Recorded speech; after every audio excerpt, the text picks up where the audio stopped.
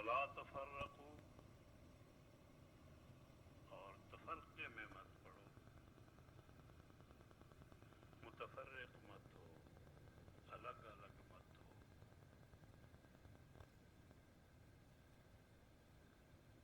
یاد کرو اللہ جل جلالہ کی اس عظیم نعمت کو. واذکروا نعمت اللہ جل جلالہ کی اس عظیم ترین نعمت کو یاد کرو جو تمام نعمتوں سے عظیم ترین نعمت ہے. اس سطح کی کوئی نعمت بھی نہیں ہے. واذکروا نعمت اللہ علیکم، تم پر اللہ کی عظیم نعمت ہے، اس نعمت کو یاد کرو. اذ کنتم اعداء فالف بین قلوبکم، تم آپس میں دشمن تھے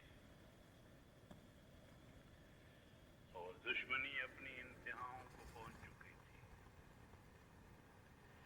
باپ بیٹے کا دشمن، بیٹا باپ کا دشمن، حاکم محکوم کا دشمن، محکوم حاکم کا دشمن، کالا گورے کا دشمن، گورا کالے کے دشمن، غریب امیر کا دشمن، امیر غریب کا دشمن. نیچے سے لے کے اوپر تک دشمنیاں ہی دشمنیاں تھیں.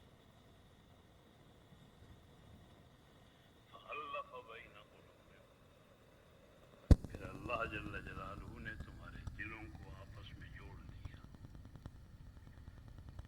دشمن تھے اور قاتل قسم کے دشمن تھے، دشمن تھے اور قاتل قسم کے دشمن تھے. ہر ایک دوسرے کی جان کو آ رہا تھا. ہر بڑی مچھلی چھوٹی مچھلی کو کھانے کی فکر میں تھی، اور وہ اپنا حق سمجھتی تھی کہ میں چھوٹی مچھلی کی چھوٹی ہے، کھانے کے قابل ہے، اپنا حق سمجھتا تھا. لیکن اللہ جل جلالہ نے کرم فرمایا، فألف بین قلوبکم، تمہارے دلوں کو آپس میں جوڑ دیا. اور پھر جڑے دل تو ایسے جڑے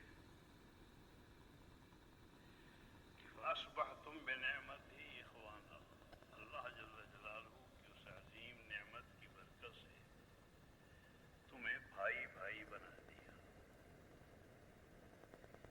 بھائی بھائی بنا دیا. حاکم محکوموں کے بھائی بن گئے، محکوم حاکموں کے بھائی بن گئے، بڑے چھوٹوں کے بھائی بن گئے، چھوٹے بڑوں کے بھائی بن گئے، کالے گوروں کے بھائی بن گئے، گورے کالوں کے بھائی بن گئے. سارے آپس میں بھائی ہیں. ایک باپ کی اولاد، ایک باپ کی اولاد جیسے ہوتی ہے، ایک ماں کی جیسے اولاد ہوتی ہے. ایسا معلوم ہوتا تھا کہ ساری دنیا میں جہاں کہیں ہیں یہ ایک باپ کی اولاد ہے، ایک ماں کی اولاد ہے. اور ایک ماں باپ کی اولاد بھی اس قسم کی نہیں جس قسم کی اس وقت ہے. یہ اس وقت کے ماں باپ جتنے، ایک ماں باپ کی اولادوں کا جو حال اس زمانے میں تھا جو محمد الرسول اللہ صلی اللہ علیہ وسلم کا دور ہے، جہاں شرافتیں اپنی انتہا کو پہنچی ہوئی تھی، انسانی شرافتیں اپنی انتہا کو پہنچی ہوئی تھی، اور ساری شرافتیں اپنی انتہا کو پہنچی ہوئی تھی. انسانیت کی ترقیات کا آخری درجے کا دور تھا، خاتم النبیین کا دور سب سے افضل ترین دور تھا. اس زمانے میں جیسے بھائی بھائی تھے ویسے بھائی بھائی ہو گئے. کہ میں نے اس بنا پر کہا کہ اب تو بدقسمتی سے اس بھائی چارے کی مثال بھی نہیں دی جا سکتی کہ بھائی بھائی ہو گئے. بھائی بھائی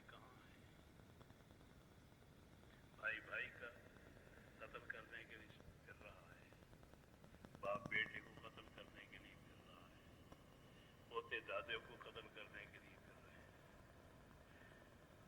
نانے نواسوں کی قتل کرنے کی فکر میں ہے، نواسے نانے کی قتل کرنے کی فکر میں ہے، غریب امیر کو قتل کرنے کی فکر میں ہے۔ اس دور کی بات نہیں کر رہے، اس دور کی بات کر رہے ہیں۔ قرآن مجید اس دور کی بات کرتا ہے کہ فَأَصْبَحْتُمْ بِنِعْمَتِهِ إِخْوَانًا، اللہ کی نعمت سے تم بھائی بھائی بن گئے۔ اور اس کے لیے سید الکونین مصطفیٰ احمد مجتبیٰ صلی اللہ علیہ وسلم حدیث تفسیر ہے قرآن کی، اور اس سے بہتر تفسیر ہو نہیں سکتی ہے۔ حضور کا ارشاد ہے کہ تمام ایمان والے جتنے بھی ہیں وہ ایسے ہیں، میں تمہیں سمجھاؤں کہ بھائی کیسے بنتے ہیں۔ قرآن کہتا ہے کہ میں تمہیں سمجھاؤں، حدیث کہتی ہے کہ میں تمہیں سمجھاؤں، محمد الرسول اللہ صلی اللہ علیہ وسلم کہتے ہیں کہ میں تمہیں سمجھاؤں کہ وہ کیسے بھائی تھے۔ اس طرح بھائی بھائی تھے کہ جس طرح جسم واحد کے اعضاء ہوتے ہیں، المومنون کالجسد الواحد، تمام مومنین جتنے بھی ہیں، جہاں جس کے اندر بھی کوئی ذرہ ایمان موجود ہے، اگر ایمان کوئی جواب دے کے کوئی نکلا ہوا ہے تو الگ بات ہے، لیکن اگر ایمان کا کوئی ذرہ موجود ہے تو پھر ایسے ہیں۔ اس کی مثال جو دی جا سکتی ہے دنیا کے اندر، قرآن مجید اور سید الکونین محمد مصطفیٰ احمد مجتبیٰ صلی اللہ علیہ وسلم سے بہتر مثال دینے والا نہ کوئی پیدا ہوا نہ پیدا ہوگا قیامت۔ مومنین ایسے ہیں جیسے ایک جسم کے اعضاء، ایک جسم کے اعضاء جتنے ہیں۔ اذا اشتکا عینہ اشتکا کلہ، اگر آنکھ میں ذرا سی تکلیف ہوتی ہے، کوئی ذرا سی چیز پڑ گئی، راہ چلتے ہلکا سا جانور مچھر سے بھی کوئی 10ویں حصے کا اگر وہ پڑ گیا آنکھ میں تو سارا بدن بے قرار ہو گیا۔ اس کی مار کوئی ایسی مار نہیں کہ کوئی تلوار لگ گئی ہے، لیکن وہ ذرا سی چیز ہے، وہ آ گئی ہے آنکھ میں، اس کو تکلیف ہوئی ہے، تو جتنی اس کو تکلیف ہے اتنی ہی تکلیف سر سے لے کے پاؤں تک تمام اعضاء کو ہے۔ اشتکا عینہ اشتکا کلہ، ایک کی تکلیف سب کی تکلیف۔ اگر پاؤں میں کانٹا چبھا ہے، ذرا سا کانٹا چبھا ہے، تو یہ نہیں کہ پیر کو چبھا ہے، نہیں، پیر کو نہیں چبھا، مجھے چبھا ہے، اور میں سر سے پیر تک ایک ہوں، مجھے تکلیف ہوئی ہے،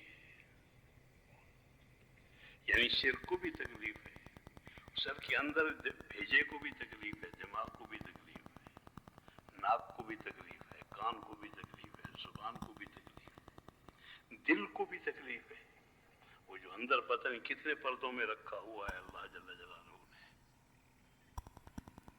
سب کو تکلیف ہے، ایک کی تکلیف سب کی تکلیف۔ تمہیں سمجھ میں آ جائے کہ وہ ایک ہیں، اور اس طرح ایک ہیں جیسے ایک جسم کے اعضاء ایک ہوتے ہیں۔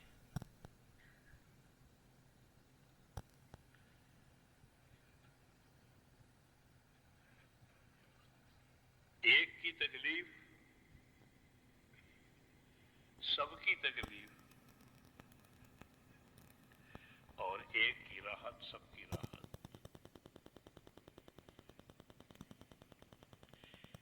پانی کا گلاس گرمی کے موسم میں ہاتھ میں لیا جاتا ہے. گرمی میں گلاس پانی کا ہاتھ میں لیا ٹھنڈا، یہ پوروں کو لگا گلاس لگا ہے، پانی بھی نہیں لگا ابھی تک. پوروں کو گلاس لگا ہے، اس گلاس سے پوروں کو ٹھنڈ پہنچی براہ راست، لیکن صرف پوروں کو نہیں پہنچی، سر سے لے کے پاؤں تک تمام اعضاء کو ٹھنڈ پہنچ گئی، سب کو ٹھنڈ پہنچی. صرف پورے کو ٹھنڈ نہیں پہنچی، پورے کو پہنچتے ہی سب تک ٹھنڈ پہنچ گئی. ایک کی راحت سب کی راحت، اور ایک کی تکلیف سب کی تکلیف. اگر کانٹا چبھا ہے تو سر سے پیر تک تمام اعضاء کو تکلیف پہنچی.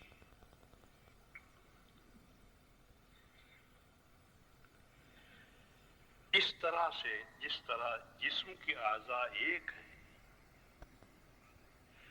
سید الکونین صلی اللہ علیہ وسلم نے یوں بیان فرمایا ہے کہ میں نے محنت کر کے، دن رات ایک کر کے، جان مال لگا کے، اور صرف اپنی جان مال نہیں، کل انسانوں کی جان مال لگوا کر، اپنوں غیروں کی سب کی جان مال لگا کر، ان کے دن لگا کر، ان کی راتیں لگا کر، ان کے مال لگا کر، ان کی جائیدادیں لگا کر، ان کے کل مال لگا کر،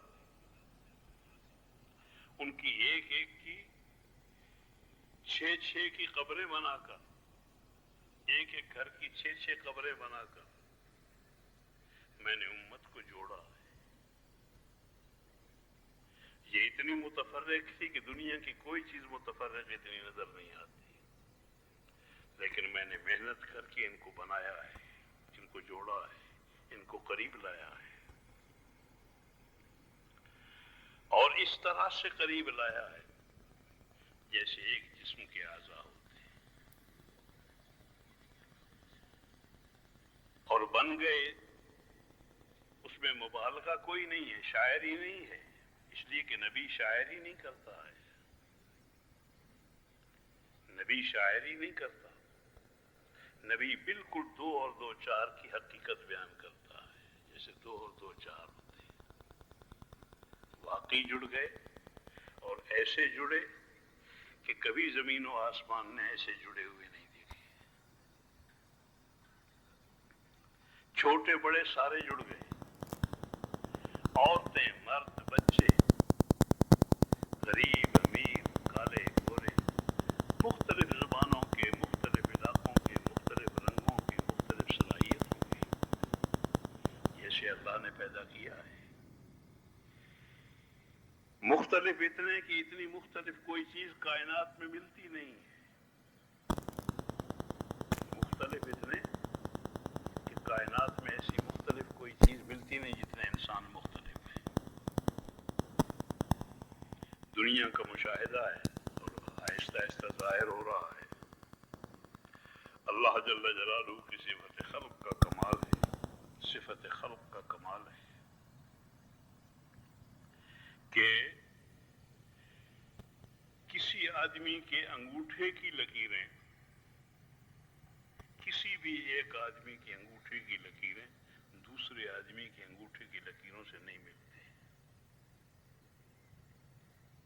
ہر ایک کی لکیریں الگ الگ ہیں. اور جدید تحقیق مزید برآں یہ ہے کہ 5 انگلیاں، صرف انگوٹھا نہیں، انگوٹھا پھر بھی کچھ چوڑا لمبا ہے، 5 انگلیوں کی لکیریں، ان میں سے کسی انگلی کی لکیر بھی دوسرے آدمی کی انگلی کی لکیر سے نہیں ملتی ہے. اختلاف ہے. کسی آدمی کا رنگ بعین ہی وہ نہیں ہے جو ایک آدمی دوسرے آدمیوں کا ہے. کسی آدمی کی آواز ان کروڑوں انسانوں کی، اربوں انسانوں کی آوازوں سے نہیں ملتی ہے. ہر ایک کی آواز الگ ہے. یہاں تک کہ ہر آدمی کی رفتار الگ ہے. ہر آدمی کی رفتار الگ ہے. ایک باپ کے 5 بیٹے ہیں، پانچوں کی رفتار الگ ہے. چلنے کا انداز بالکل الگ ہے. چال الگ ہے، رنگ الگ ہے، صورتیں الگ ہیں، اندرونی صلاحیتیں الگ ہیں. اندرونی ذہانتیں اور حفظ اور اندر کی صلاحیتیں وہ بالکل الگ الگ ہیں. اتنا مختلف بنا کے پھر ان کو آپس میں جوڑا ہے کہ اتنے مختلف بھی آپس میں جڑ سکتے ہیں اور ایسے جڑ سکتے ہیں کہ ایسے جڑے ہوئے کائنات نے کبھی دیکھے نہیں، کبھی کائنات میں نظر نہیں آئے. یہ اللہ جل جلالہ نے جوڑے ہیں اپنی قدرت کاملہ سے، اپنی صفت خلق کے کمال سے. اور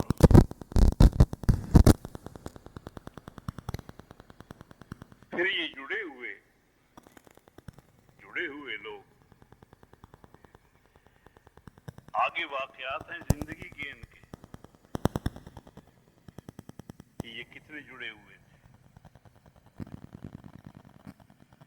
محض کوئی اجمالی کہانی نہیں بتا دی گئی، تفصیلات ہیں اس کی آگے. ایک آدمی کے گھر میں ایک بکری کی سری آتی ہے کہ یہ سری ہے فلاں کے گھر سے آئی ہے. انہوں نے سری لے لی اور سری لینے کے بعد اپنے آدمی کو بھیجا کہ ہمارے گھر میں تو کچھ ہے کھانے کے لیے، شاید اس گھر میں کھانے کے لیے بالکل کچھ نہ ہو، اس لیے اسے وہاں لے جاؤ، ان کے گھر دے آؤ. اس کے گھر میں گئی، انہوں نے کہا ہمارے گھر میں تو کچھ نہ کچھ کھانے کو موجود ہے، فلاں گھر میں دیکھ آؤ. اور پھر وہ 5 گھروں سے نکل کے چھٹے گھر میں پھر اسی گھر میں آ پہنچی جہاں سے شروع ہوئی تھی. ان کو سمجھ میں نہیں آ رہی کہ کوئی بھوکا رہے اور میں کھا جاؤں، یا کوئی بھوکا رہے اور ہمارا گھر کھا جائے، یا کسی کی اولاد بھوکی رہے اور ہماری اولاد کھا جائے. آپس میں اتنے جڑے ہوئے، آپس میں اتنے جڑے ہوئے.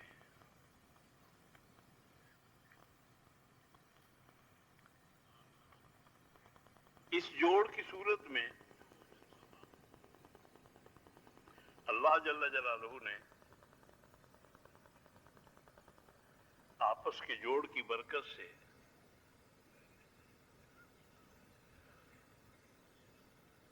وعدے فرمائے،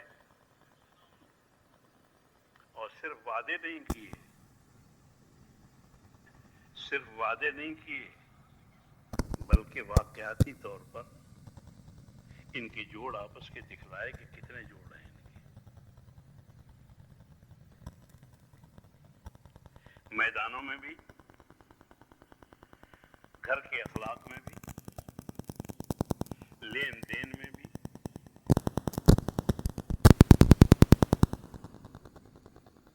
اور پھر طبقات کے درمیان بھی ایسی صورتیں اور واقعات ہوتے رہے کہ اس تفصیل میں جائیں تو ساری رات اسی میں گزرے گی. ایک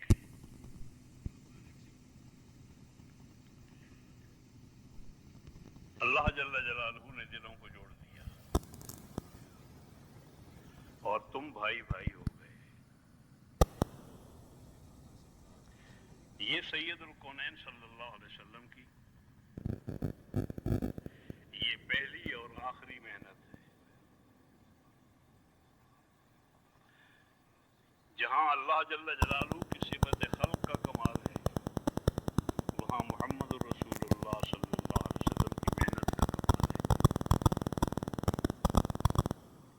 ساری جان اسی پر لگائی ہے، سارا وقت اسی پر لگایا ہے۔ مکے کی زندگی بھی اسی پر لگی ہے، مدینہ کی زندگی بھی اسی پر لگی ہے۔ بقول مولانا یوسف رحمۃ اللہ علیہ کے کہ جو اس امت میں اختلاف پیدا کرتا ہے، جو امت میں اختلاف پیدا کرتا ہے، وہ سید الکونین صلی اللہ علیہ وسلم کی محنتوں کو ذبح کرتا ہے۔ سید الکونین صلی اللہ علیہ وسلم کی محنتوں اور قربانیوں کو ذبح کرتا ہے۔ وہ قصائیوں سے بدتر ہے، اور قصائیوں سے بدتر نہیں، مردار خوروں سے بدتر ہے،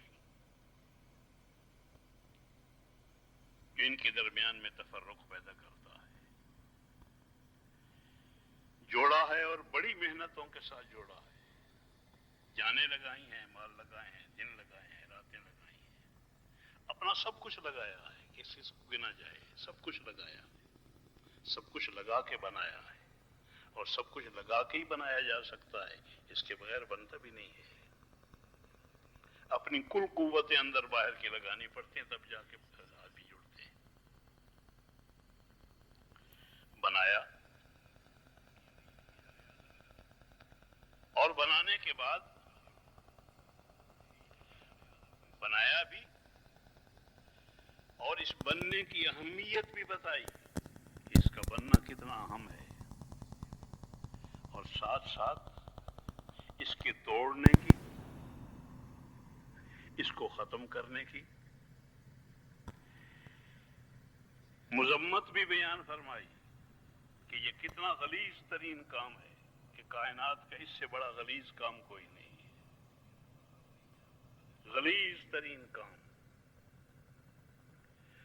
ایک موقع پر ارشاد فرمایا کہ شیطان شام کو تخت بچھاتا ہے، شام کو تخت بچھاتا ہے، اور سارے دن کی جو شیاطین بھیجے ہوئے ہیں محلوں میں، علاقوں میں، اس کے شیاطین بھی پھرتے ہیں، وہ شیاطین اکٹھے ہوتے ہیں اور اپنی کارگزاری سناتے ہیں۔ ایک شیطان جب یہ کارگزاری سناتا ہے مختصر، کہ میں گیا، میاں بیوی کو آپس میں لڑایا، میاں بیوی کو آپس میں لڑایا، یہاں تک کہ دونوں میں طلاق ہو گئی، تو شیطان خوش ہوتا ہے اور اپنے پاس بٹھاتا ہے تخت پر کہ سب سے بڑا کام کر کے تو آیا ہے، سب سے بڑا کام کر کے آیا ہے۔ اس کی خوشی کی انتہا کوئی نہیں رہتی۔ یہ شیطان کو سب سے زیادہ خوش کرنے والا کام ہے، اور اسی کے ساتھ ساتھ ایک واقعہ ہوا، وہ امت کے سامنے رکھا گیا کہ تاکہ قیامت تک امت یاد رکھے۔ وہ درمیان میں ہوا وہ واقعہ اللہ جل جلالہ نہ چاہتے تو وہ واقعات وجود میں نہ آتے، لیکن وہ وجود میں آئے تاکہ امت کے سامنے رہے۔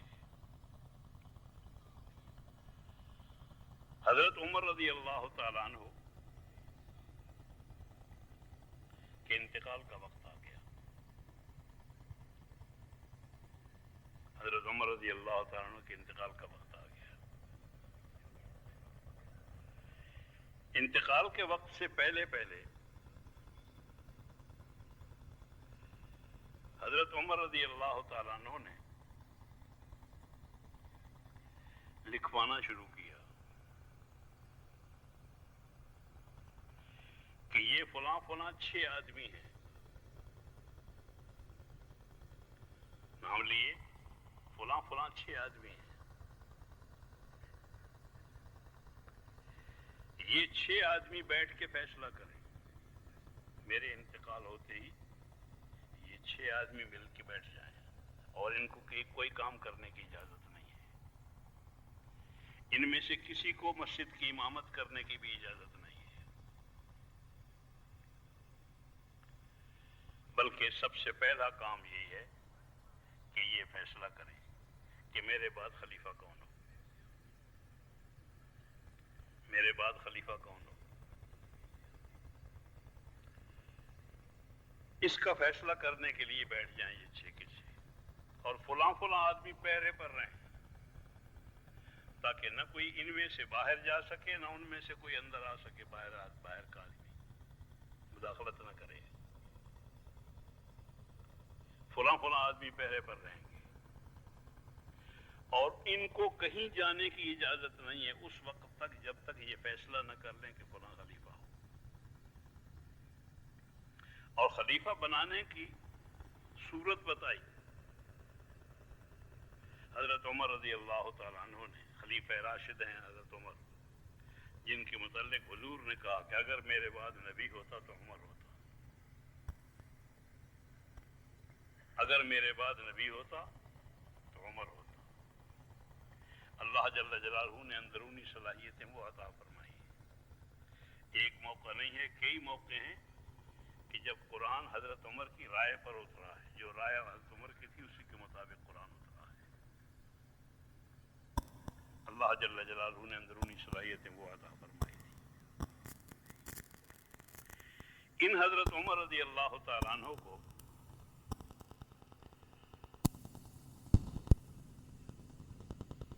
کا ارشاد تھا کہ آپ کا کام ان سب، یہ 6 آدمی ہیں، ان 6 آدمیوں کا جب تک یہ فیصلہ نہ کر لیں کہ فلاں خلیفہ ہے، اتنے تک کسی کام کے لیے باہر نہیں جانا ہے۔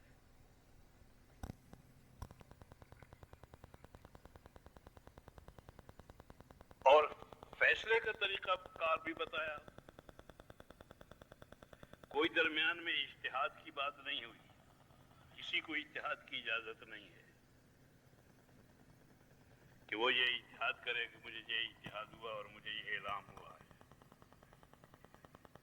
کسی کا اجتہاد اور کسی کے الہام کی، حالانکہ خلفائے راشدین ہیں کام کرنے والے، اور شورا کے ارکان بھی خلفائے راشدین میں سے ہیں۔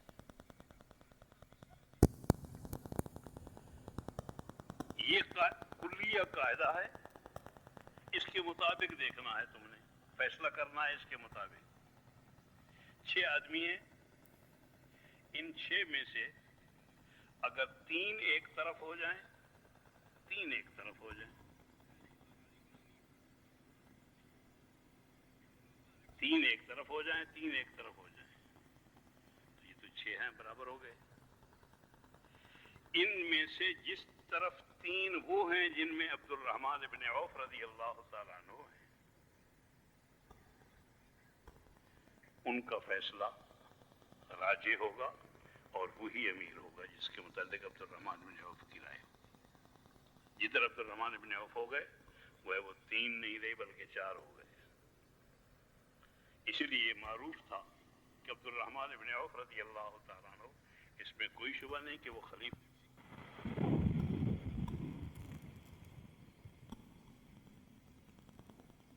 اگر 4 ہو جائیں ایک طرف، 2 ہو جائیں ایک طرف،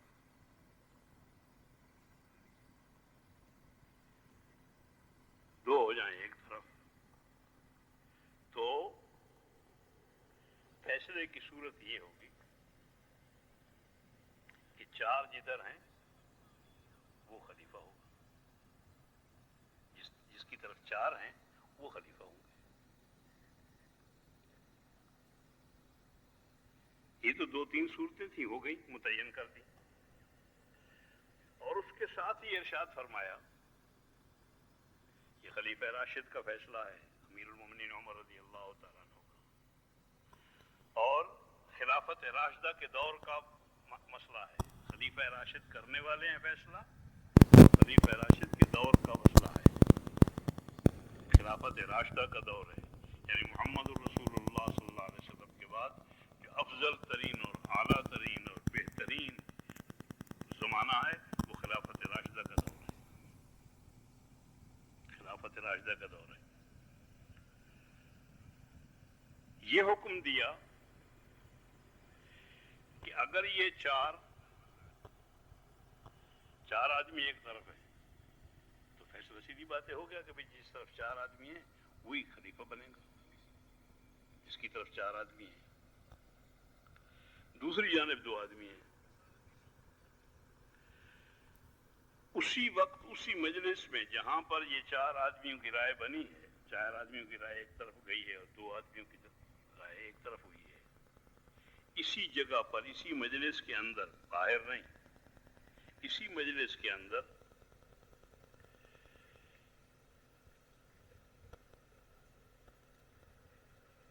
جس آدمی کو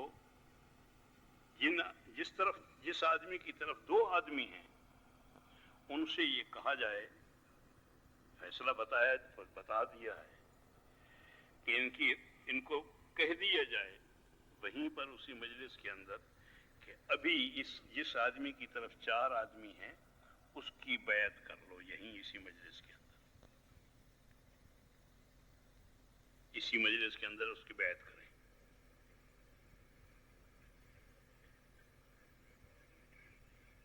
یہ دونوں آدمی بیعت کریں، اگر یہ دونوں آدمی بیعت کر لیں تو مسئلہ ٹھیک ہو گیا، لیکن اگر یہ دو آدمی کہتے ہیں کہ ہم بیعت نہیں کرتے، یہاں پر ہم اس کی بیعت نہیں کرتے ہیں، تو اس وقت میں حکم یہ ہے خلیفہ راشد کا کہ اسی مجلس کے اندر جہاں پر یہ فیصلہ ہوا ہے اور جہاں امیر المومنین عمر فیصلہ کرنے کے لیے ان کو بٹھا کے گئے، اسی مجلس کے اندر، اسی مدینہ کے شہر کے اندر، اسی خلافت راشدہ کے دور کے اندر ان دونوں آدمیوں کو وہیں ذبح کیا جائے اور وہیں پر دفن کر دیا جائے، ان دونوں کو یہیں ذبح کیا جائے اور دونوں کو یہیں دفن کر دیا جائے، اس لیے کہ دو آدمی جو خلافت راشدہ کے مستحق ہیں، ان دونوں کا قتل تو برداشت کیا جا سکتا ہے لیکن امت کو کسی فتنے میں مبتلا نہیں کیا جا سکتا ہے، امت کو کسی فتنے کے حوالے نہیں کیا جا سکتا ہے۔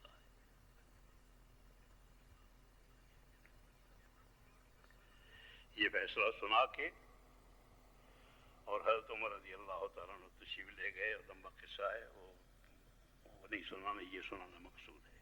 اہمیت کہ اختلاف کرنے کی ہر جگہ گنجائش نہیں ہوتی ہے،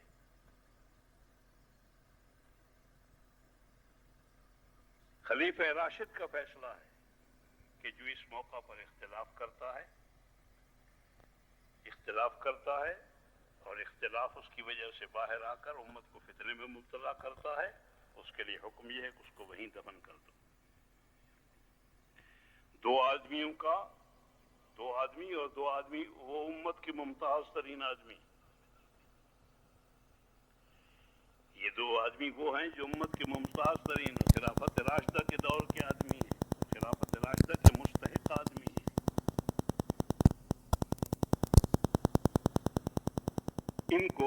ان کا ذبح کرنا تو برداشت کیا جا سکتا ہے لیکن ان سے امت کو فتنے میں مبتلا کرنے کی اجازت نہیں دی جا سکتی۔ اہم اتنا ہے آپس کا جوڑ، یہ کہہ رہا ہوں، آپس کا جوڑ اتنا اہم ہے کہ اس پر ہر چیز قربان کی جا سکتی ہے لیکن اس کو کسی چیز پر قربان نہیں کیا جا سکتا۔ ہر قیمت پر جڑے رہو، ہر قیمت پر جڑے رہو، جو کچھ بھی کرنا پڑے، جو قربان کرنا پڑے، جو دینا پڑے، جو لگانا پڑے لگاؤ، لیکن امت میں یہ زبان بہت اچھی ہے، بہت قیمتی ہے، لیکن اسی وقت تک جب تک اپنی جگہ پر ہے، اپنا کام کر رہی ہے، اپنی جگہ پر ہے، اپنے مقام پر ہے اور اپنا کام کر رہی ہے. اگر اپنے کام پر نہیں ہے، اپنے مقام پر نہیں ہے، اپنا کام نہیں کر رہی ہے، اس کو یہاں سے نکال لو باہر، اس زبان کو باہر نکال لو. یہ کتوں کی خوراک بھی نہیں ہے، کتے بھی اسے نہیں کھانے کے لیے تیار، اس کی کوئی قیمت نہیں ہے. یہ ہاتھ بڑا قیمتی ہے، یہ آنکھ بڑی قیمتی ہے، لیکن اسی وقت تک جب اپنی جگہ پر ہے اور اپنا کام کر رہی ہے. اگر اپنا کام کرنا چھوڑ دیتی ہے یہ آنکھ، لکھا ہے حدود میں کہ اگر کوئی آدمی کسی سوراخ میں سے دیکھتا ہے کسی کے گھر میں، دروازے کی چھیت میں سے، دروازے کے سوراخ میں سے کہیں سے دیکھ رہا ہے کسی کے گھر میں، اور اندر سے اس عورت نے، معصوم عورت نے تکلا مارا ہے سیدھا آنکھ میں، اور آنکھ اس کی باہر آ گئی ہے، یہ ختم ہو گئی ہے، اس کی کوئی سزا نہیں ہے، اس کی کوئی سزا نہیں ملے گی اس کو. اس نے ٹھیک کیا ہے. یہ آنکھ باقی رکھنے کے قابل ہی نہیں تھی، یہ ٹھیک کیا ہے اس نے، اور بالکل ٹھیک ہوا ہے، یہ بالکل ٹھیک ہوا ہے. اس کو باقی نہیں رکھنا ہے، باقی رکھنے کی چیز ہی نہیں تھی. ان اعضاء و جوارے کی ہر ایک کی، دل جو سب سے زیادہ قیمتی عضو ہے، جس کو خود حضور نے فرمایا الا ان فی الجسد مضغۃ اذا صلحت صلح الجسد كله واذا فسدت فسد الجسد كله الا وهي القلب او كما قال النبي صلی اللہ علیہ وسلم. آدمی کے بدن میں ایک ٹکڑا ہے، اگر وہ ٹھیک ہو جائے تو سارا بدن ٹھیک، اور اگر وہ بگڑ جائے تو سارا بدن بگڑ جاتا ہے. اچھی طرح سمجھ لو، دل ہے، یہ دل ہے، بڑا قیمتی ہے، سارے اعضاء و جوارے سے زیادہ قیمتی ہے. اور یہ اسی وقت تک ہے وہ قیمتی جب تک اپنی جگہ پر ہے اور اپنا کام کر رہا ہے. اگر اپنی جگہ سے نکال کے دل کو باہر رکھ دو، کتوں کی خوراک بھی نہیں ہے، یہ کتوں کی خوراک بھی نہیں ہے. بکرے کا دل تو کام آتا ہے، کسی کے کھانے کے قابل ہو جاتا ہے، لیکن یہ کسی کام کا نہیں ہے، اس کی کوئی قیمت نہیں ہے. جو آدمی اپنی امت سے الگ ہو گیا ہے، اگر امت کے ساتھ نہیں ہے، اپنے بڑوں کے ساتھ نہیں ہے، اپنے مشورے کے ساتھ نہیں ہے، وہ امرہم شورا بینہم، ان کا معاملات علامت ہے مسلمانوں کی اور اسلام کی کہ وہ امرہم شورا بینہم، ان کے معاملات آپس میں مشورے کے ساتھ ہوتے ہیں. وہ اپنے طور پر کسی طرف نہیں چلا کرتے کہ کوئی مشرق کو جا رہا، کوئی مغرب کو جا رہا، کوئی جنوب کو جا رہا، کوئی شمال کو جا رہا، کوئی اوپر جا رہا، کوئی نیچے دس رہا زمین میں، بلکہ امرہم شورا بینہم، آپس میں مشورے کے ساتھ ہوتا ہے. ہر قیمت پر مشورہ کرو، ہر قیمت پر مشورہ کرو، مشورے سے جو طے ہو جائے وہ کرو، وہ کرنا صحیح ہے. جو مشورے سے نہ کیے جائے وہ چاہے جتنا بھی صحیح معلوم ہو، جتنا بھی کوئی بڑا آدمی کرے، وہ غلط ہے، اس کی کوئی قیمت نہیں ہے، وہ قابل التفاتی نہیں ہے. مشورے کے ساتھ کرو. نشانی ہی یہی بتائے گا امرہم شورا بینہم. حضور صلی اللہ علیہ وسلم سے کہا گیا کہ وشاورہم فی الامر، ان کو مشورے میں شریک کرو، ان کو مشورے میں لاؤ، مشورے میں لو، مشورے میں لو.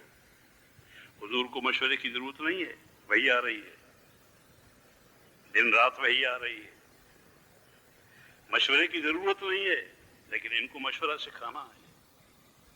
ان کو اگر مشورہ سکھا کے نہ گئے تو مشورے کے بغیر چلیں گے اور برباد ہوں گے، خود برباد ہوں گے اور سب کو برباد کریں گے، اپنے چھوٹوں کو بھی برباد کریں گے، اپنے بڑوں کو بھی برباد کریں گے.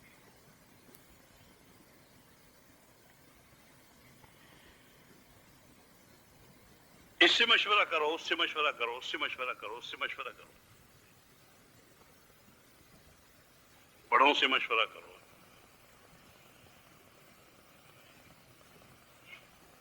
جس وقت آدمی مشورے پر آتا ہے تو اللہ جل جلالہ اس کے لیے رہنمائی فرماتے ہیں کہ یہ مشورے کے قابل ہے، یہ مشورے کے قابل ہے، یہ مشورے کے قابل ہے، یہ مشورہ کرنا ہے، یہ مشورہ کرنا ہے، یہ مشورہ کرنا ہے، یہ مشورہ کرنا ہے، یہ مشورہ کرنا ہے، یہ مشورہ کرنا ہے. جیسے اعضاء متفرق ہوتے ہیں. پھر یہ مردار ہے، پڑا ہوا ہے باہر. اگر یہ آپس میں جڑے ہوئے نہیں ہیں تو پھر یہ مردار ہے. پوری امت کی امت مردار ہے. جیسے باہر یہ مردار پڑا ہوا ہوتا ہے، اس کے اعضاء آپس میں جڑے ہوئے نہیں ہیں، اسی لیے یہ میدان میں پڑا ہوا ہے. کتے الگ آ کے کھا رہے ہیں، گدھے الگ آ کے کھا رہی ہیں. کوئی انسان ہے غلیظ قسم کے تو وہ بھی آ کے کھا رہے ہیں، لے رہے ہیں اس میں سے، لیکن متفرق چیز اس کو کھا رہی ہیں. اور کسی کو کوئی ڈر نہیں ہے، اس لیے کہ یہ مردار ہے، آپس میں جڑے ہوئے نہیں اعضاء. اگر یہ اعضاء آپس میں جڑ جائیں، ابھی اسی مردار کے اعضاء آپس میں جڑ جائیں اور ہر ایک اپنا کام شروع کر دے، اسی وقت نہیں بھاگ جائیں گے سارے؟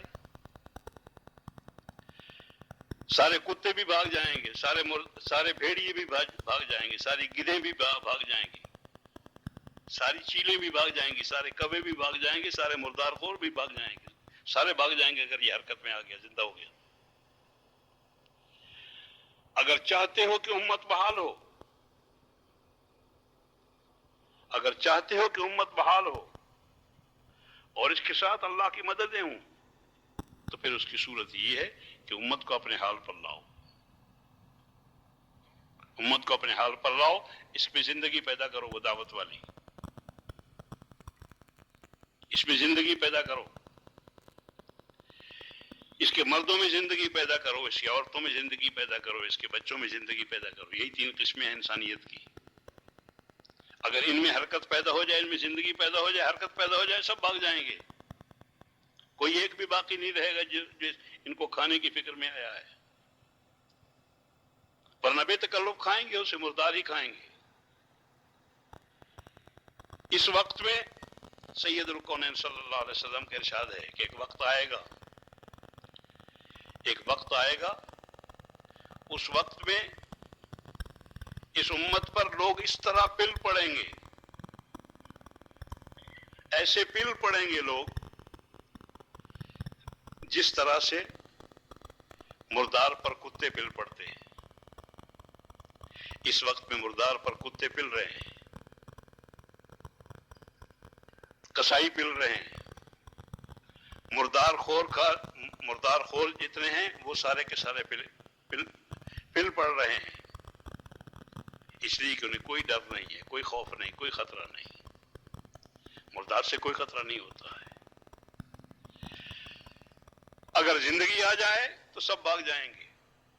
صورت سوائے اس کے کوئی نہیں ہے کہ امت صحیح حرکت کرنے لگے، اور صحیح حرکت اس کی ایمان کی دعوت کی حرکت ہے جو محمد الرسول اللہ صلی اللہ علیہ وسلم اللہ کی طرف سے لے کر آئے ہیں. ایمان کی حرکت، ایمان کی حرکت، اخلاص کی حرکت، علم کی حرکت، اللہ کی یاد کی حرکت.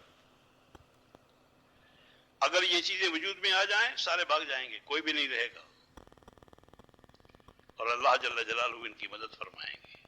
ہر طرح کی مدد ہو گئی. اور یہی تو ہوا تھا مکہ معظمہ میں.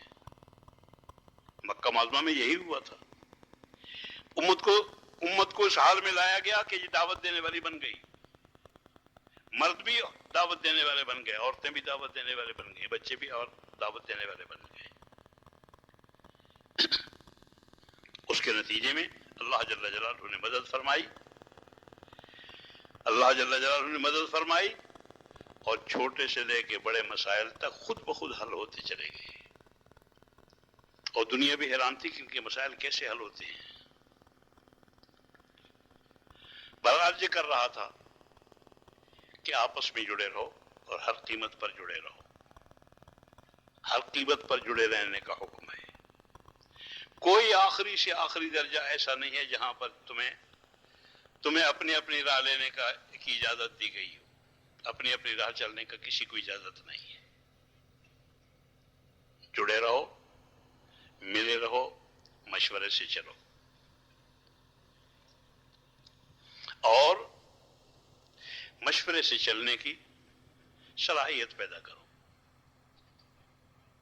मशवरे से चलने की सलाहियत पैदा करो।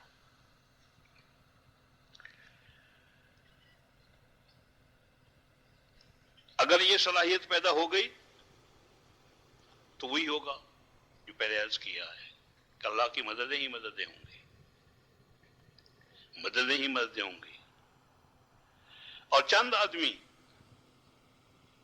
कम मिन फियतिन कलीलतिन गलबत फियतन कसीरतन बिइज़्निल्लाह, छोटा सा तबका अल्लाह जल्ल जलालहू उसी को गालिब फरमा देंगे, वही गालिब आ जाएगा। इसलिए कि अल्लाह की मदद साथ हो। कम मिन फियतिन कलीलतिन गलबत फियतन कसीरतन बिइज़्निल्लाह, फतह जो होती है वो बिइज़्निल्लाह पर है, तुम्हारे छोटे बड़े होने पर, तुम्हारी तादाद पर नहीं है, इज़्निल्लाह पर है। और अल्लाह का इज़्न उसी वक्त में होगा जब अल्लाह की मदद उसी वक्त में होगी जिस वक्त आप आपस में जुड़े हुए और हर कीमत पर जुड़े रहोगे।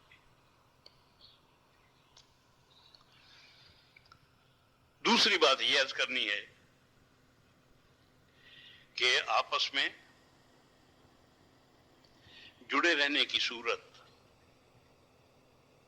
जुड़े रहने की सूरत हमेशा यही रही है, अब भी यही है और कयामत तक यही रहेगी कि अपने बड़ों के साथ जुड़े रहो, अपने बड़ों के साथ जुड़े रहो, बड़ों की निगाहें देखकर चलो, बड़ों की तरह से सोचो, बड़ों की तरह से देखो, बड़ों की तरह से करो, बड़ों की तरह से आगे बढ़ो, बड़ों की तरह से पीछे हटो। अपने बड़ों को आगे रख के चलो। अगर बड़ों को आगे रख के चलते रहे जैसे वो चलते रहे, इंशाअल्लाह मददें ही मददें होंगी। और अगर अपने बड़ों को छोड़ दिया, ये इत्तिबाए हवा है, किसी एक फर्द की हो, ये 10 आदमियों की, या 50 आदमियों की, या 500 की हो, या 5 करोड़ की हो, मुत्तबईन हवा है। मुत्तबईन हवा के साथ अल्लाह की मदद नहीं हुआ करती। इस बिना पर पहली बात, हर कीमत पर आपस में जुड़े रहना है। और आपस में जुड़े रहने की सूरत चंद बुनियादी चीजें हैं जो बड़ों ने हमारे हवाले की हैं। सबसे पहले ये कहा गया कि यह हमारा काम जो है वो तहरीक ईमान है। ईमान, सबसे पहली चीज ईमान। ईमान सीखो और ईमान सिखाओ। ताल्लमना अल ईमान सुम्मा ताल्लमना अल कुरान, पहले हमने ईमान सीखा फिर हमने कुरान सीखा है। जो ईमान पर आ जाएगा, जो ईमान पर आ जाएगा, अल्लाह की मददें उसके साथ आ जाएंगी। और ईमान पर वही आएगा जो ईमान की दावत देगा। हर कीमत पर ईमान की दावत दो, ईमान को सीखने के लिए ईमान की दावत दो, ईमान को सीखने के लिए ईमान की दावत दो। अंदर नीयत ये हो कि ये ईमान मेरे अंदर भी आए, ये ईमान इन सब के अंदर भी आए, मशरिक मगरिब जनूब शिमाल वाले सारी जहां जहां मखलूक बसती है, इन सब के अंदर ईमान आए। ईमान की दावत दो। जितनी ईमान की दावत दोगे, जितनी ईमान की दावत दोगे, जितनी जुबान से ईमान की दावत को बोलोगे, जुबान के रास्ते से अंदर ईमान जाएगा। जितना कानों से इस ईमान की दावत को सुनोगे, कानों के रास्ते से अंदर ईमान जाएगा। जितना दिमाग के रास्ते से सोचोगे ईमान को, ईमान दिमाग के रास्ते से अंदर ईमान जाएगा। جتنا ایمان کی نگاہ سے دیکھو گے مخلوق کو اللہ جل جلالہ اتنا آنکھوں کے راستے سے اندر ایمان کو پہنچائیں گے. ان چاروں راستوں سے جب ایمان اندر آتا ہے، ماحول بن جاتا ہے، تو اللہ جل جلالہ ایمان کی قوتیں وہ نصیب فرماتے ہیں جس ایمان کی بات کی جا رہی ہے. رہا ایمان، تو ایمان صرف کلمہ پڑھ لینے کا نام نہیں ہے. ایمان صرف کلمہ پڑھ لینے کا نام نہیں ہے، دھوکے میں نہیں رہنا چاہیے.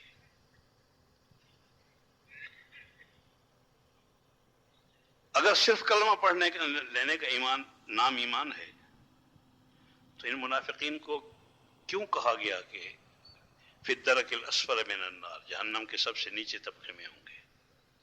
یہ کلمہ نہیں پڑھتے تھے، یہ کلمہ پڑھتے تھے، اور اتنا شاندار پڑھتے تھے کہ تمہارے ملک کا کوئی جید سے جید قاری اتنا شاندار تلفظ کے ساتھ، صحیح تلفظ کے ساتھ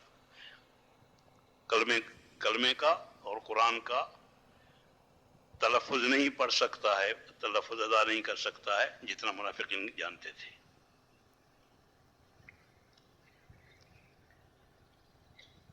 تلفظ کا نام ایمان نہیں ہے. صرف کلمہ پڑھنے کا نام ایمان نہیں ہے، وہ تو اندر کے یقین کا نام ہے، اندر کے یقین کا نام ہے. کسی مخلوق سے کچھ نہ ہونے کا یقین اور اکیلے خالق سے سب کچھ ہونے کا یقین، اس کا نام ایمان ہے. کسی مخلوق سے کچھ نہ ہونے کا یقین، چیونٹی سے لے کے جبریل علیہ السلام تک کسی مخلوق سے کچھ نہ ہونے کا یقین اور اکیلے خالق سے سب کچھ ہونے کا یقین. جب تک یہ یقین دل میں نہیں بیٹھتا ہے، اتنے تک آدمی ایمان والا نہیں بنتا ہے. ایمان والا اسی وقت بنے گا جب اس کا یقین دل میں بیٹھ جائے. زبان سے کہنے سے بھی کام نہیں بنے گا، زبان سے کہنے پر بھی کام نہیں بنے گا. ایک آدمی ہے، وہ زبان سے کہتا ہے لا الہ الا اللہ محمد رسول اللہ، یا اشہد ان لا الہ الا اللہ و اشہد ان محمدا عبدہ و رسولہ، زبان سے کہتا ہے، پھر زبان سے کہتا رہے. اگر دل کا یقین یہ نہیں ہے، اگر یہ دل کا یقین نہیں ہے، تو ابھی یہ کلمے تک نہیں پہنچا ہے.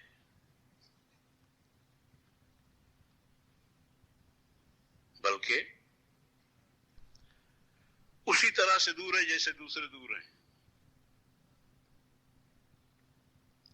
اسی واسطے صحابہ کہتے ہیں کہ تعلمنا الایمان ثم تعلمنا القرآن، پہلے ہم نے ایمان سیکھا پھر ہم نے قرآن سیکھا ہے. تعلمنا الایمان ثم تعلمنا القرآن، پہلے ہم نے ایمان سیکھا پھر ہم نے قرآن سیکھا ہے. ایمان کو سیکھو. ایمان سیکھنا ہے، اس کا طریقہ وہی ہے جو صحابہ کرام نے اختیار کیا ہے، وہی طریقہ ہے ایمان سیکھنے کا. سیکھو ایمان کو، ایمان کو سیکھو ایمان کی دعوت کے ذریعے سے. جتنی ایمان کی دعوت دو گے اتنا ہی ایمان اندر جائے گا. جتنی ایمان کی دعوت دو گے اتنا ہی ایمان اندر جائے گا. اور جتنی ایمان کی دعوت دو گے اتنا ہی ایمان قوی سے قوی تر ہوتا چلا جائے گا، قوی سے قوی تر ہوتا چلا جائے گا. اور ایک دن وہاں پہنچے گی بات جہاں پہنچنی چاہیے، اسی راستے سے پہنچے گی. دوسرا راستہ ہی کوئی نہیں اس کا، صرف یہی راستہ ہے، دعوت کے راستے سے آگے جائے.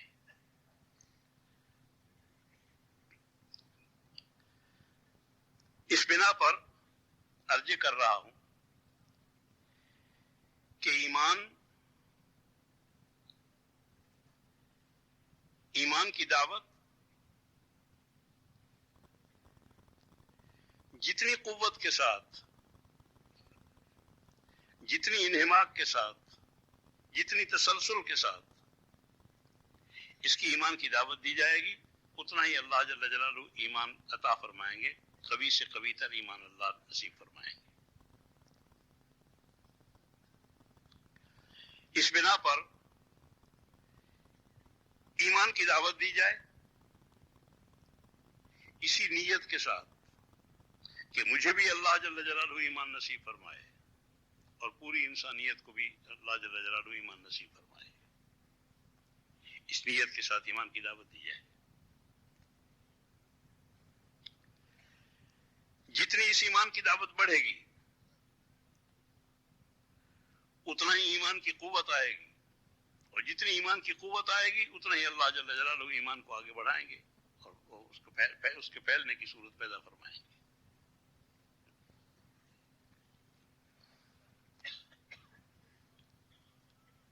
اس بنا پر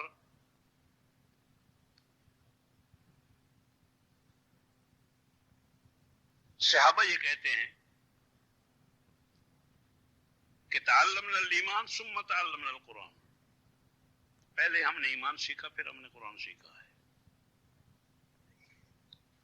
پہلے ہم نے ایمان سیکھا پھر ہم نے قرآن سیکھا ہے۔ ایمان کو سیکھنا پڑے گا، اور جس وقت ایمان کو سیکھنے کے لیے ایمان کی دعوت چلائیں گے تو اللہ جل جلالہ ایمان بھی سکھائیں گے۔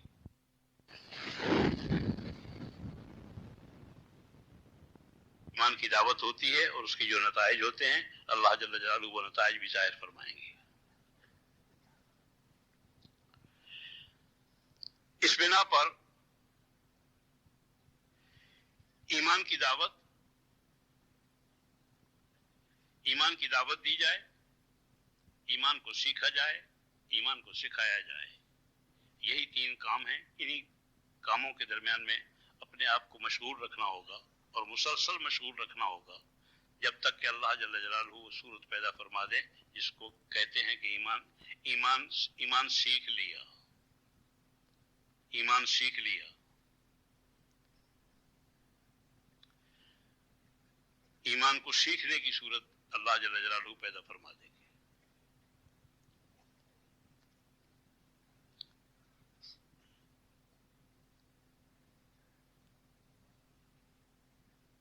عبادات کو، اخلاق کو، اخلاص کو، یہ آگے کی چیزیں ہیں، ان کو بھی سیکھنے کی یہی ترتیب ہے۔ جتنا اس ایمان کی دعوت دی جائے گی، جتنا اس علم کی دعوت دی جائے گی، جتنی اس اخلاص کی دعوت دی جائے گی، جتنی اس کی دعوت بڑھے گی، اللہ جل جلالہ اتنا اس میں سے حصہ عطا فرمائیں گے، اتنا اس کا حصہ ملے گا۔ شرط یہی ہے کہ محض رضا الہی کے لیے، شرط یہ ہے کہ محض رضا الہی کے لیے اس کام کو کیا جائے اور مسلسل کیا جائے، اخلاص کے ساتھ کیا جائے اور مسلسل کیا جائے۔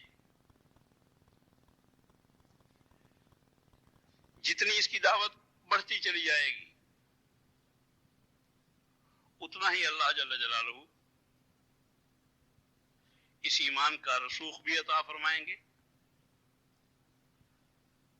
اور اس ایمان کی دعوت کو کہ جو نتائج ہوا کرتے ہیں وہ نتائج بھی ظاہر ہوں گے۔ اس بنا پر درخواست یہ ہے کہ ایمان، اخلاص، علم اور اس کی دعوت، یہی چاروں کام ہیں جو تسلسل سے کرنے ہیں، مسلسل کرنے ہیں، اور اس درجے پر کرنے ہیں کہ اللہ جل جلالہ وہ ایمان بھی نصیب فرما دیں جس ایمان کی دعوت دی جا رہی ہے، وہ اخلاص بھی نصیب فرما دے جس اخلاص کی دعوت دی جا رہی ہے، اس علم کی صورت بھی بن جائے جس علم کی دعوت دی جا رہی ہے، ضروریات دین سے پوری طرح سے واقف ہونا۔ جتنی اس دعوت میں آگے بڑھا جائے گا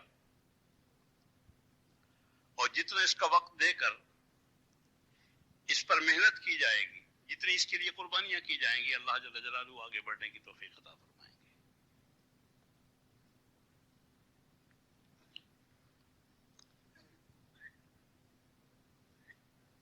دین پر چلنا بھی آسان ہے، دین کا سیکھنا بھی آسان ہے،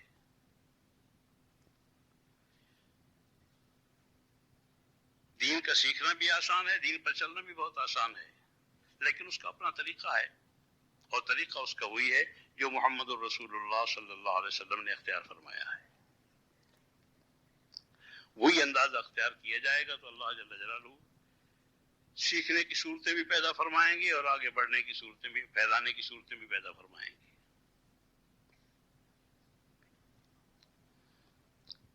کرنا ہوگا یہ سب کچھ محض رضا الہی کے لیے، محض رضا الہی کے لیے کرنا ہوگا۔ اپنے اندر جھانکنا ہے کہ میں اسے کس لیے کر رہا ہوں۔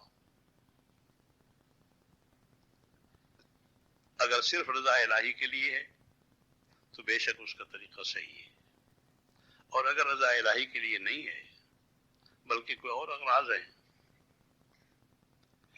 تو اس راستے سے یہ دین نہیں آیا کرتا ہے، وہ دین کے آنے کا راستہ نہیں ہے۔ اس بنا پر کرنا ہے محض رضا الہی کے لیے، محض رضا الہی کے لیے، اور جتنا رضا الہی کے لیے کیا جائے گا اللہ جل جلالہ اس کے لیے راستے کھولیں گے۔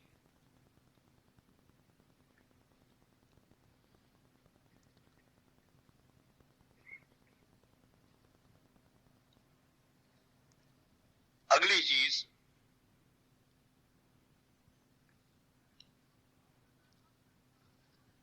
آپس کا جوڑ ہے، آپس کا جوڑ، آپس کا جوڑ آدمیوں کا جو آپس کا جوڑ ہے اس کا ایسا ہی ہے جیسے آدمی کا اللہ جل جلالہ نے آپس میں جوڑ رکھا ہوا ہے، سر سے پیر تک تمام اعضاء و جوارح کا آپس میں جوڑ ہے، آپس میں جوڑ ہے۔ جس طرح ان کا آپس میں جوڑ ہے اسی طرح سے تمام انسانوں کا، تمام طبقات کا آپس کا جوڑ،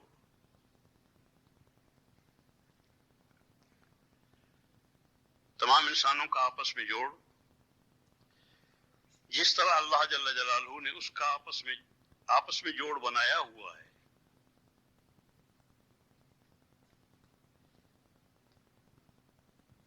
اگر جوڑ اسی انداز کے ساتھ آگے چلے تو یہ منزلوں تک پہنچانے میں براہ راست منزلوں تک پہنچانے والی چیز ہے۔ اس بنا پر کہا یہی جائے گا کہ ایمان کی دعوت دو،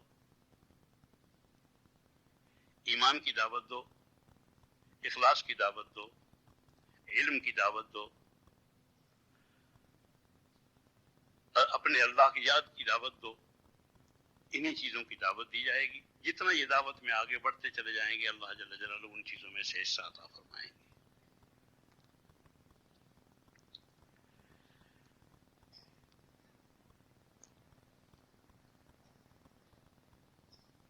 اسی کے ساتھ ساتھ اخلاق ہیں، عنوان اس کا بالکل ہے الگ، اپنی جگہ پر اس میں کوئی شبہ نہیں ہے، اور اہم ترین عنوان بھی ہے اخلاق کا۔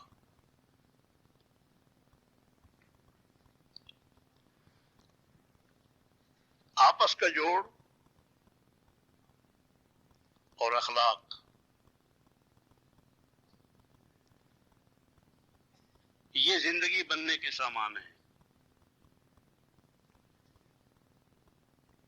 جتنا اس میں آگے بڑھتے چلے جائیں گے اللہ جل جلالہ اچھی صورتیں پیدا فرماتے چلے جائیں گے.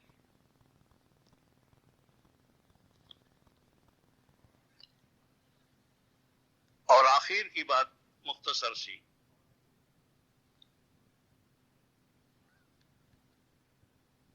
آدمی اپنے آپ کو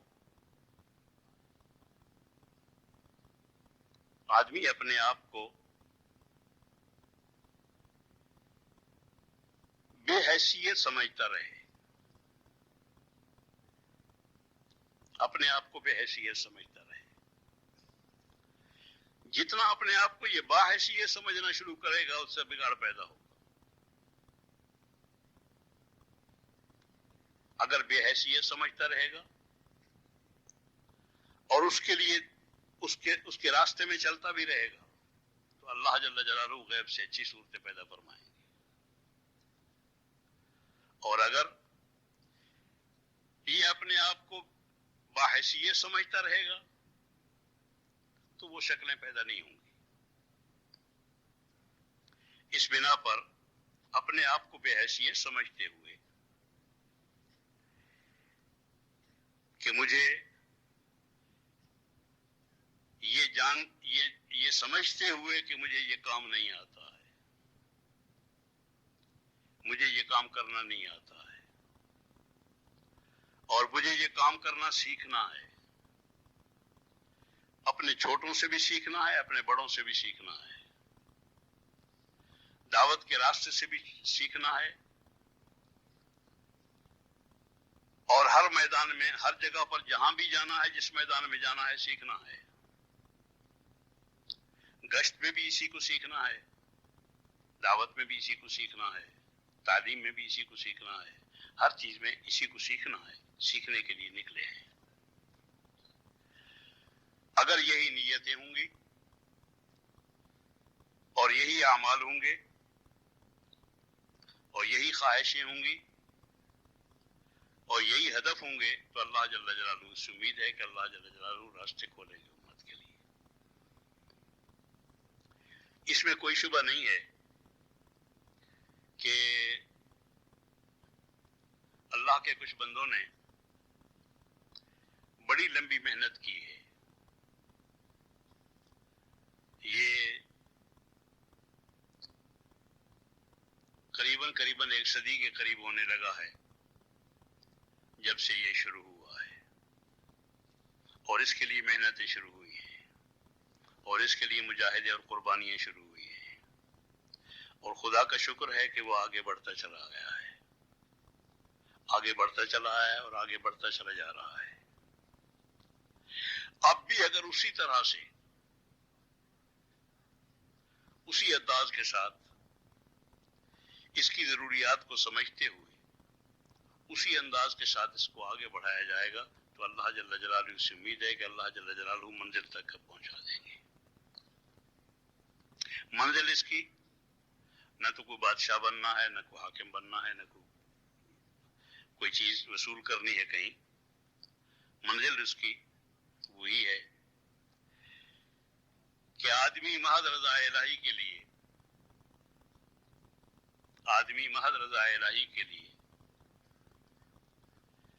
اپنے آپ کو اور اپنی ہم جنس مخلوق کو یعنی انسانوں کو، تمام مردوں کو، تمام عورتوں کو، تمام بچوں کو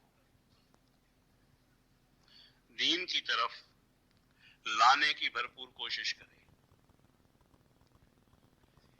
ایمان کے اعتبار سے، عبادت کے اعتبار سے، اخلاق کے اعتبار سے،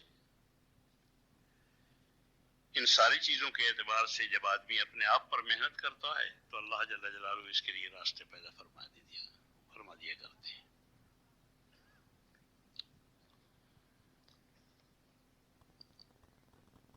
اس وقت میں ایک بات خاص طور پر یہ بھی عرض کرنی ہے کہ کام اسی وقت میں ہوگا جب اس کو کام کی طرح سے کیا جائے گا. واقعہ یہ ہے کہ ہماری غفلتوں کا حال یہ ہے کہ ابھی کام کو کام کی طرح سے نہیں کیا جا رہا ہے. اور اس کے لیے آسان صورت یہ ہوتی ہے کہ آدمی اپنے کاموں کو بھی دیکھ لے کہ میں اپنے کاموں کو کیسے کرتا ہوں اور اس دین کے کام کو کیسے کرتا ہوں. اس کو کرنے کے لیے کتنی کی محنت گوارا کرتا ہوں، مشقت کتنی برداشت کرتا ہوں، اس کو کرنے کے لیے پیسہ کتنا لگاتا ہوں، اس کے کرنے کے لیے اپنی صلاحیتیں کتنی لگاتا ہوں. اگر واقعی توازن میں برابری آ جائے تو بھی کام چل نکلے گا.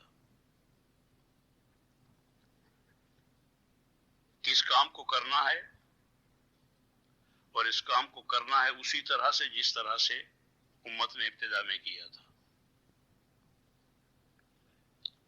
جس طرح امت نے ابتدا میں کیا تھا اسی طرح سے اس کام کو کرنا ہے. اور اس کے لیے جو رکاوٹیں پیدا ہوتی ہیں ان رکاوٹوں کو رفع کرنے کے لیے کوشش کرنی ہے. انشاءاللہ رفع ہوتی چلی جائیں گی. رکاوٹیں کوئی ایسی شدید نہیں ہیں بلکہ بہت آسان ہے اس اعتبار سے کہ حضور صلی اللہ علیہ وسلم کے وقت میں اور اس کے بعد جس دعوت کو پھیلانے کے لیے، جس دعوت کو سکھانے کے لیے بقول ہمارے ایک بزرگ کے کہ پسینے بہانے سے کام چل جایا کرتا تھا.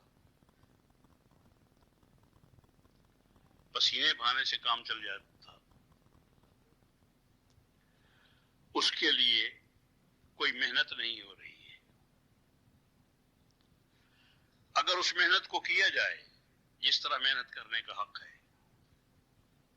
جانیں بھی لگائی جائیں، مال بھی لگایا جائے، راتیں بھی لگائی جائیں، دن بھی لگائے جائیں، اور اسی طرح سے محنتیں کی جائیں جس طرح محنتیں کرنے کا حق ہے، یا جس طرح کی محنتیں اپنے اکابر سے سنی ہوئی ہیں یا اپنے اکابر کے اندر اپنے اکابر نے لکھ بھی دی ہیں.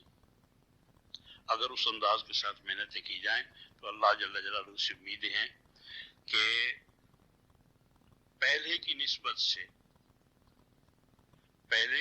سے اب اس کے نتائج بہت زوردار اور شاندار نکلیں گے.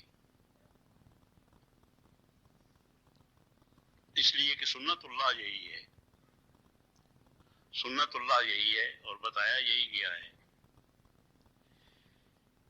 کہ اس وقت میں اپنے بڑوں نے بلکہ صاف لفظوں میں کہا بھی یہی ہے کہ اس وقت میں جو کچھ ہم کر رہے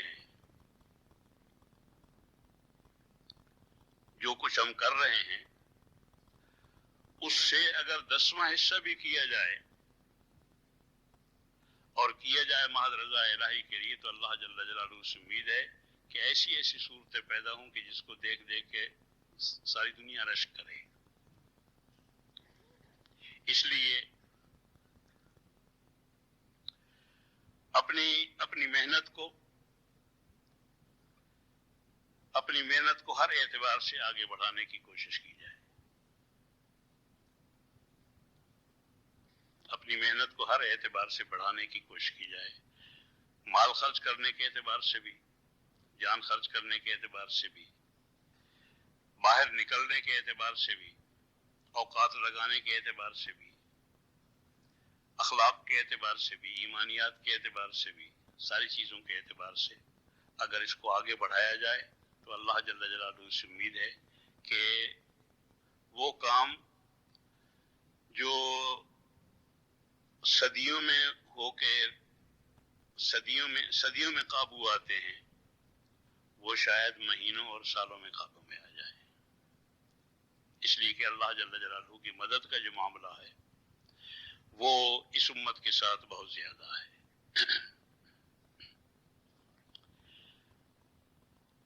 اللہ سے امید ہے کہ اللہ جل جلالہ محنت کرنے والے اور قربانیاں کرنے والوں کی قربانیوں کو ضائع نہیں فرمائیں گے.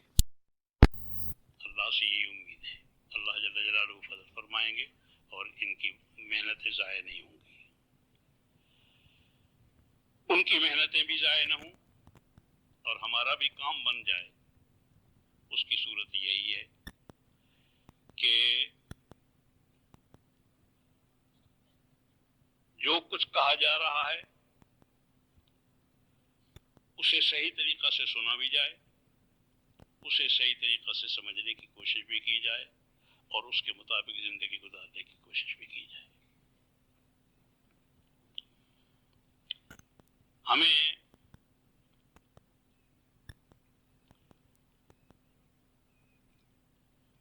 کرنے کے اعتبار سے دعوت دعوت دعوت دعوت دعوت دعوت دعوت, مردوں کو بھی, عورتوں کو بھی, بچوں کو بھی, چھوٹوں کو بھی, بڑوں کو بھی, پڑھے لکھوں کو بھی, ان پڑھوں کو بھی.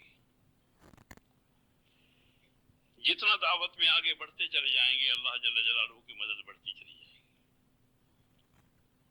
جتنی دعوت میں آگے بڑھتے چلے جائیں گے اللہ کی مدد بڑھتی چلی جائے گی انشاءاللہ العزیز. اور اس کے نتیجے میں وہ ساری چیزیں وجود میں آ جائیں گی جن کے لیے جی چاہتا رہتا ہے, یا جس کے لیے طبیعت للچاتی رہتی ہے کہ یہ بھی ہو جاتا, یہ بھی ہو جاتا, یہ بھی ہو جاتا, یہ بھی ہو جاتا. یہ واقعہ ہے کہ ابھی تک نہیں ہو رہا, اور نہ ہونے کی وجہ وہی اپنی کمی ہے, اپنا قصور ہے کہ جس انداز کے ساتھ وہ محنت کرنی چاہیے تھی, جس انداز کے ساتھ وہ قربانیاں کرنی چاہیے تھی, وہ قربانیاں وجود میں نہیں آ رہی. لیکن اس کے باوجود اللہ جل جلالہ کا احسان ہے کہ تھوڑا سا کرنے میں بہت کچھ ہو رہا ہے. یہ امید کی کرن ہے کہ جو کچھ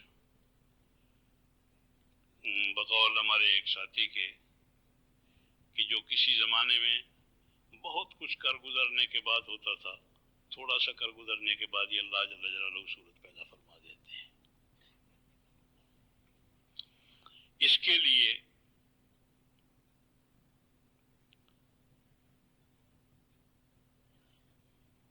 ارادے بھی اور ان ارادوں کا اظہار بھی, ظہور بھی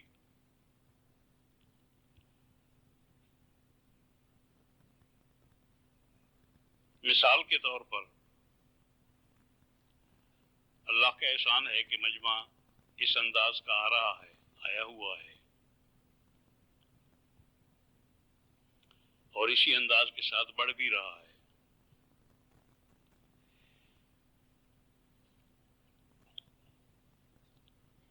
کہ منزل تک پہنچنا چاہتا ہے,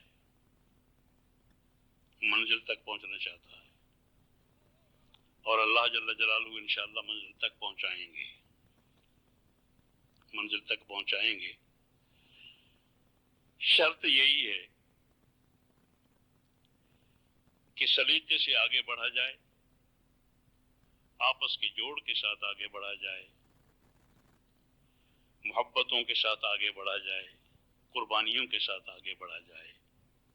تو اللہ جل جلالہ سے امید ہے کہ اللہ جل جلالہ وہ صورتیں پیدا فرمائیں گے جو کسی زمانے میں نہیں ہوئی اور اس زمانے میں وجود میں آئیں گی, اس لیے کہ اللہ جل جلالہ کا وعدہ یہی ہے اور اللہ جل جلالہ کا ضابطہ یہی ہے کہ جس وقت میں کرنے والے کم ہوتے ہیں تو اللہ جل جلالہ کی مددیں بڑھ جایا کرتی ہیں. تو اللہ کی مددوں سے یہی امید ہے کہ اللہ جل جلالہ غیب سے وہ شکلیں پیدا فرمائیں گے جو شکلیں پہلے وجود میں نہیں آئیں لیکن اب وجود میں آ جائیں گی انشاءاللہ العزیز.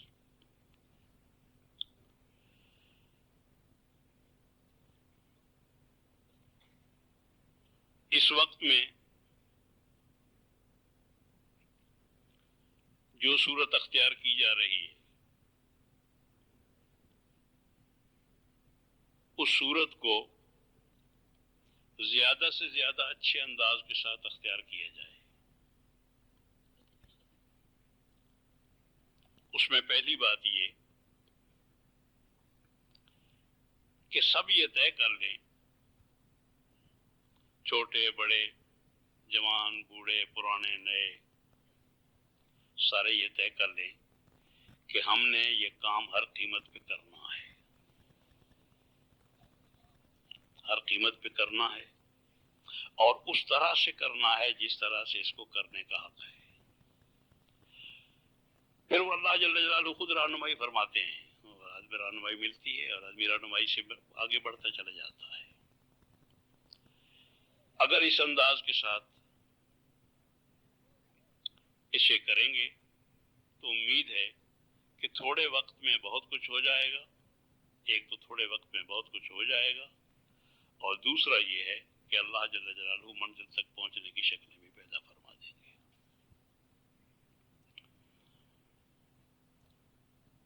مجھے اس وقت میں جی چاہ رہا ہے کہ اتنی سی تشکیل تو کر لی جائے، اتنی سی تشکیل تو کر لی جائے کہ کون کون اللہ کے بندے،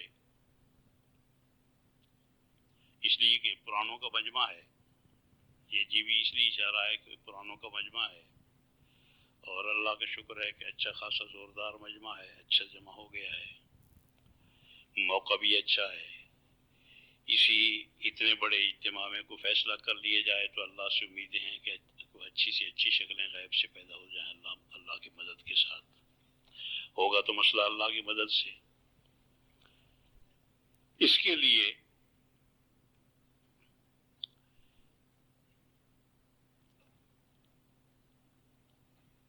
کون کون آدمی